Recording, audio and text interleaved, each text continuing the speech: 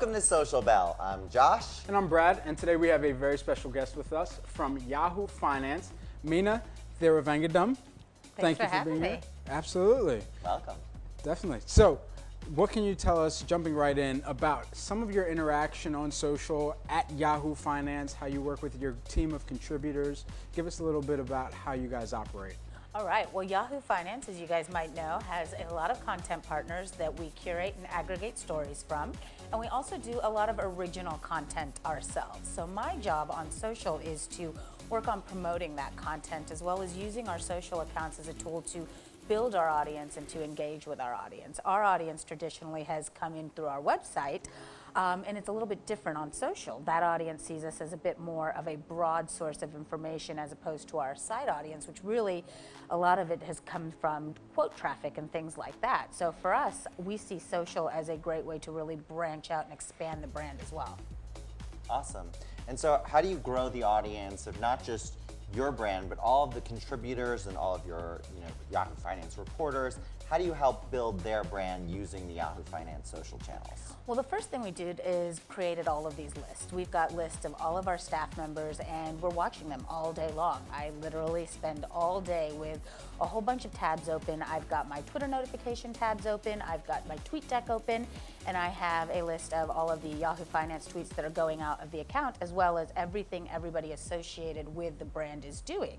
And when I see people who are tweeting their stories smartly, I'll go ahead and retweet them. I'll go ahead and engage with them from the brand account, because I want to use the size of the brand account to help them build their followings and to help expose them to new potential audiences as well.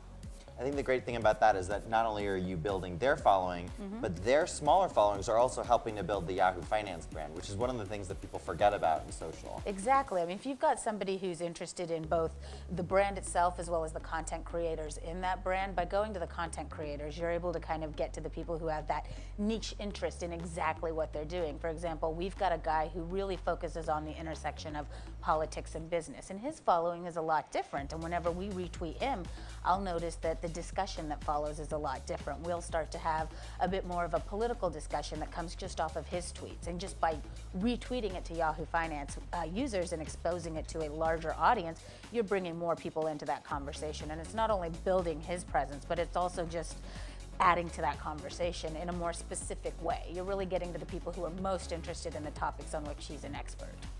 Awesome. So what are some of the most popular topics that have been socialized over the past, couple months this year? So for us, the biggest thing, and it's also very different on Twitter versus Facebook versus Instagram. So on Twitter, we've got that core finance audience. As you guys all know, finance Twitter is a thing, and it sure loves to talk. So we're always chatting about markets, and we start that feed early in the morning with pre-market commentary. We've got an excellent markets reporter named Michael Santoli who's in the office first thing in the morning, basically going through everything that anybody would need to know about markets. And that's really the core of our Twitter conversation, is going to be things that are stock-based, markets-based, also speak to the international macroeconomic conversation. At night, you'll notice that we shift a lot more towards Asia. Early morning, we're focused a lot more on Europe. During the day, it's going to be mostly focused on US markets. But also at night, you'll notice that our Twitter feed becomes a little bit more like our Facebook feed. We start to reach a bit more of a general audience. And this is something that's also a little bit new to us. We started doing maybe about a year ago, is tweeting more at night. And at night we tweet a lot more personal finance stories, a lot more career stories, a lot more aspirational stories, trend stories, those stories that you just click on and go, huh, this is a really interesting business story that I would have never thought of.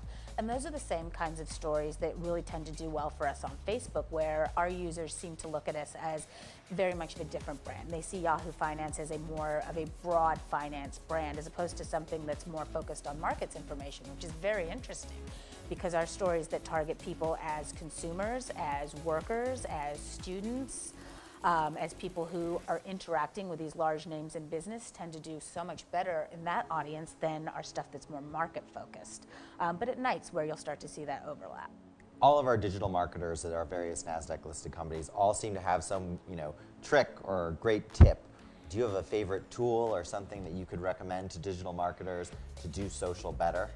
Definitely. Well, one of the tools that we use is Social Flow, and it's really great for optimization. It's great at reading what your audience is saying and cutting through some of those efficiencies where you don't have to look at every notification. It will look at every notification and tell you, hey, your audience is talking heavily about this topic now. Your audience is talking heavily about this topic.